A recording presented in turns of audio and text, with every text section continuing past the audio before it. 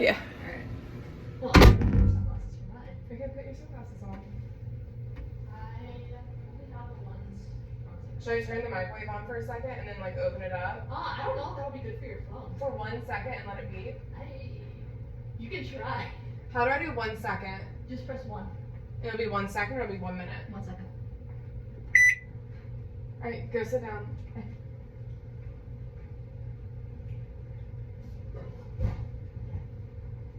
Alright, go.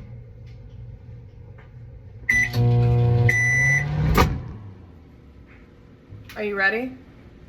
Yeah. I gotta switch my glasses though. Because I can't see.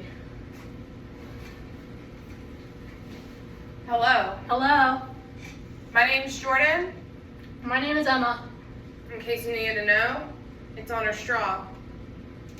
Anyways, This is the mid-program reflection. yep, it sure is.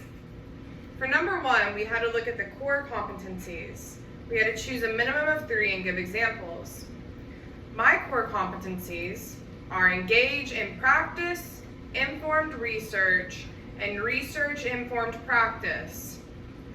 I did this by doing research on the Socratic method versus motivational interviewing. I made PowerPoint presentations and spent a lot of time doing this.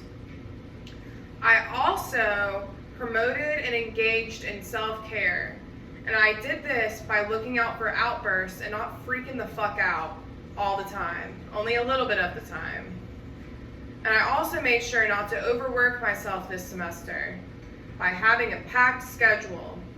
I took care of myself.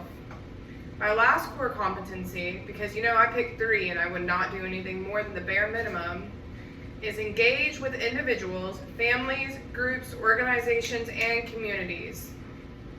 I did this by recognizing my personal bias to ensure I am providing empathetic and reflective care, such as not judging people for not being who they are whenever I am leading a group. Wow, Jordan. I just cried in my last class, so I'm not prepared to be this funny. I thought everyone was autistic. We got less group that Anyways, for my competencies, my first one is number 10, which is promote and engage in self-care. I was able to set boundaries with weekend and night events.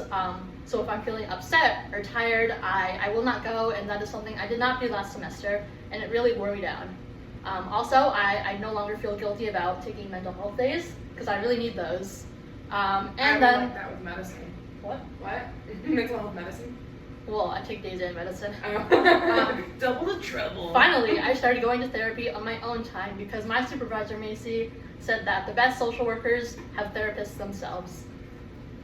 My next competency is to evaluate practice, which is number 9. So we do lots of surveys and data collection when it comes to our engagement with the community.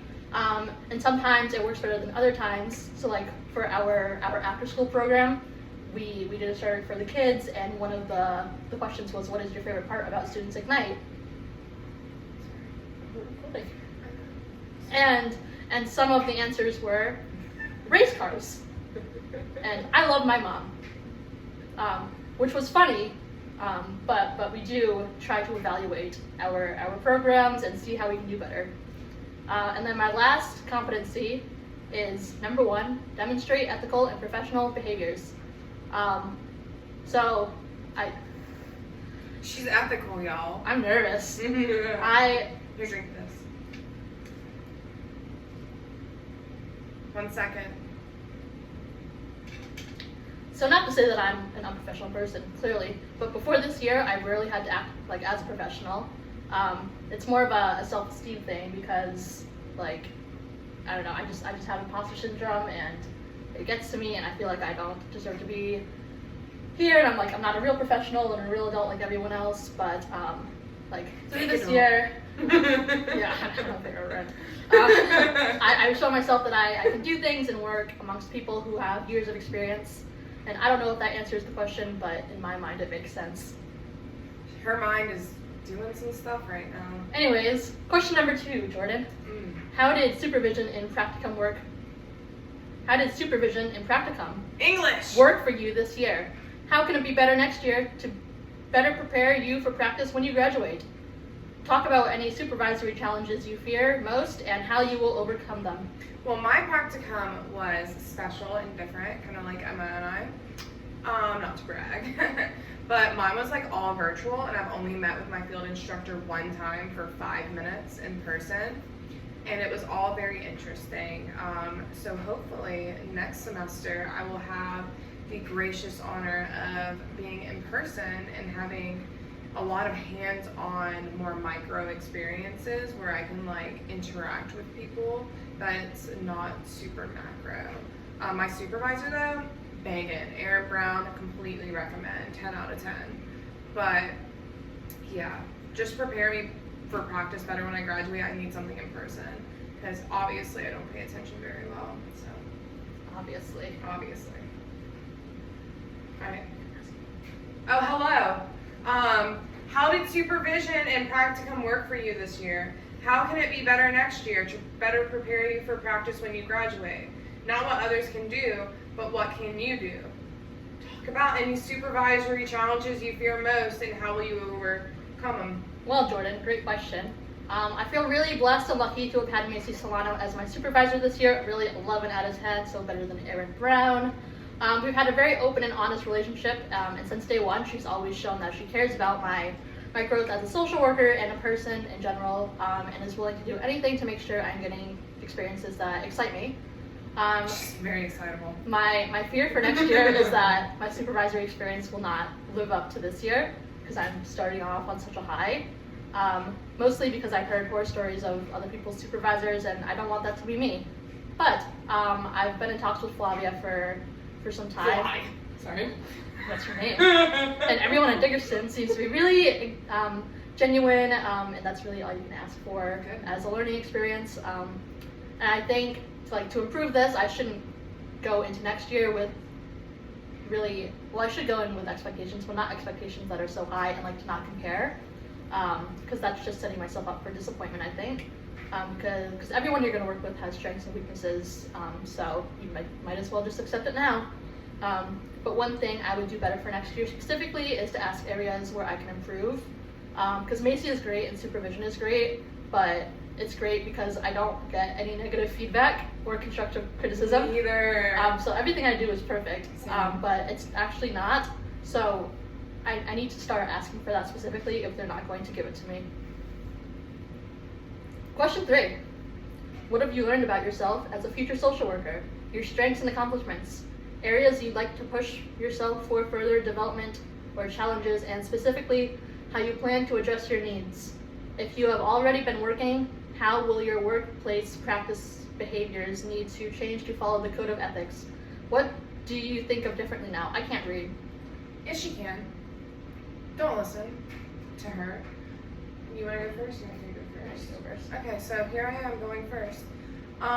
So what have I learned about myself as a future social worker? Honestly, with my field placement this semester and this year, I have just done a lot of research, and I learned that I am very good at doing research, and I know how to do APA significantly well. Thank you. And as far as woo! Take your shirt off. Stop. We're busy.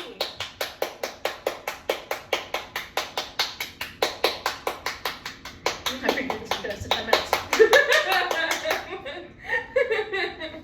10 minutes later. I'll just edit it so it's like a big black screen. So my strengths and accomplishments so far would be I believe Aaron trusts me as his intern, and I do believe it's an accomplishment that I am his favorite intern, even though he's never told me or hinted at it. Are you his only intern? Yes. Well, no, there's another girl, but I'm his favorite. Don't tell her I said that. What's her name? Jamaica. So what have I learned about myself? Honestly, I feel like since it was virtual, there wasn't too much that I could learn about myself other than having to keep myself on my task. And doing my task, it was a lot, making myself sit down and do research all the time. Sometimes I would just be sitting there for hours on end, scrolling through journals over and over again, and I was like, this needs to end, this needs to end. I'm still that way. Areas I'd like to push myself for further development, I really want to do micro social work. Like, I really am a macro girl. Like, I love seed, I love all that jazz, but I feel like in order to have a successful career as a social worker, I really need to get into micro work and like at least do some clinical stuff. That way I can have a broader expansion of the mind, if that makes sense. And it doesn't? I'm kidding. It No. does. Nothing makes sense that I do, honestly. We all know this. But how I plan to address my needs. So for my field next year, I plan on doing something where I can do micro work. That way I can be clinical in a sense and like have that experience. So that's like the only way I can think of, because like I have to work as a waitress right now or else I can't pay my bills.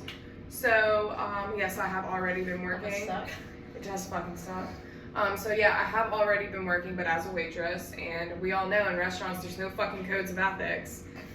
So what do I think of differently now? I don't really think much, honestly, so I can't answer that one, but thank you. You're welcome. Thanks. She has all of her stuff typed out. Yeah. I'm really nervous, guys. I know I'm outside of the hallway right now, probably out of the building at this point. Anyways, I think I'll start with the negatives. Well, because I just talked about how like one area of learning for me is to accept feedback and like be more humble in general, because like my self-esteem like with my work is either like I'm doing the best or like I'm doing the worst, and like I need to find a middle ground in both in work and in life. But I think something that has contributed to my growth, is my capacity for kindness and a desire to help others.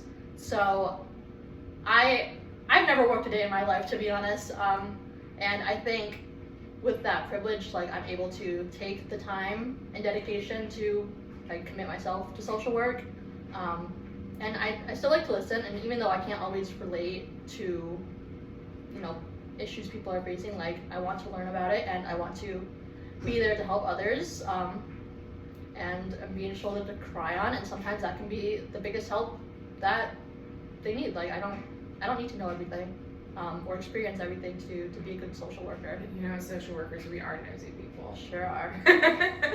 Very nosy. Super nosy.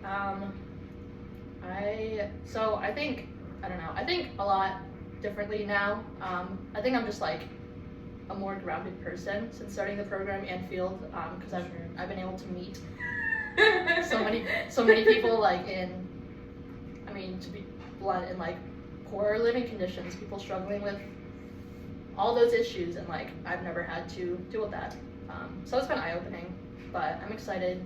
It's only pushed my want to be a social worker even more. And that's what happens when I improvise. So it's good that I have these written down. Yes. Okay, last question, Jordan. Oh, fuck. Okay. You read it out loud. I'm listening. Keep reading. What are your goals for leadership development in your advanced year of the MSW program, and specifically in the practicum you will begin? How will establishing goals help you feel and be more prepared for practice when you graduate? I thought this was a blender, so I was gonna go get it. It is a salt and pepper shaker. How do I do this? Don't touch it.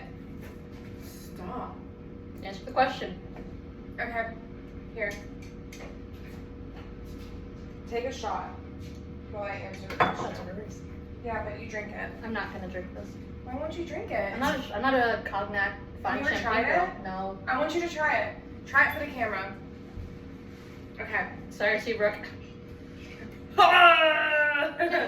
Rage. Got it? Answer the question. Oh, okay. What was it? What are your goals for leadership development in your advanced year? I really hope. Fucking terrible. She likes it. She's drunk. So she really hopes, or I really hope that specifically for my leadership development, I really hope.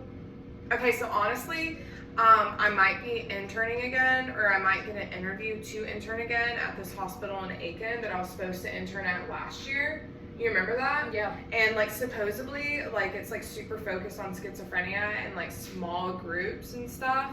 And I think it'd be really cool if I were to able to like be leading groups there, which is like really cool. Yeah. Yeah.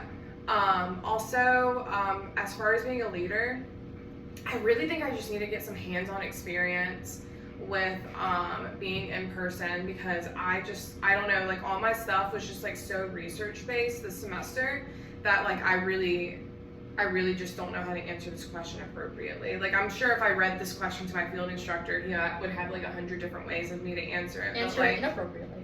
Inappropriately? Yes. Okay, so goals for leadership. I just want to be a good leader, and I just want people to be able to listen to me without feeling judged. And like, I don't know if like leadership means like leading like clients or like leading like my peers. And I don't really enjoy being a leader. I more so enjoy being like a middleman, because like sometimes I feel like I don't know what to do, and I feel like other people are more adequate at telling me what to do and like having me follow direction. So yeah, there's that. I love to lead. I have control issues. Yes, you do.